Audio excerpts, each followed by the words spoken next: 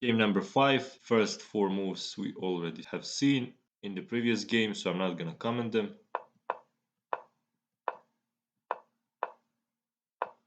C3, knight f6, we haven't seen this move, developing and attacking a pawn. D4, occupying the center. E takes is forced because if black goes bishop d6, this looks kinda clumsy and also blocking this bishop. And if bishop b6, takes, sacrificing the bishop and taking the piece back. That's why it takes, bishop b4.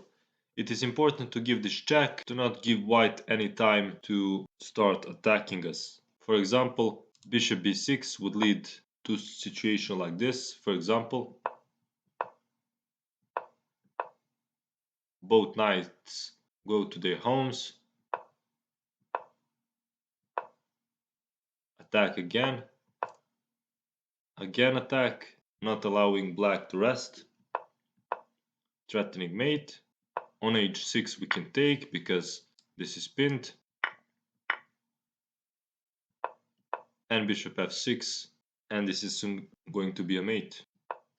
Knight c3, sacrificing this pawn to get quicker development.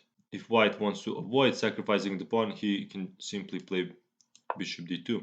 Castle, but actually black should have taken this pawn and destroy white's center, because by not taking it, things are gonna get much worse. Now d5, attacking, pushing black pieces back. e5, knight e4, queen c2, protecting the knight. Knight takes c3. This was forced because on f5 we can play d6 and win a knight. Takes, attacking, threatening mate. Knight g6 is the only move. There is two ways to go wrong here. For example, on f5 we can play d6 and win a piece, and on g6 we can play knight e4, attack a bishop. He has to move back, attack the rook, and win a rook at the end. We cannot give black chance to breathe because he is gonna organize his defenses. So now it is time to strike. h4, h6. No better was f6 because after d6 we're gonna win an exchange.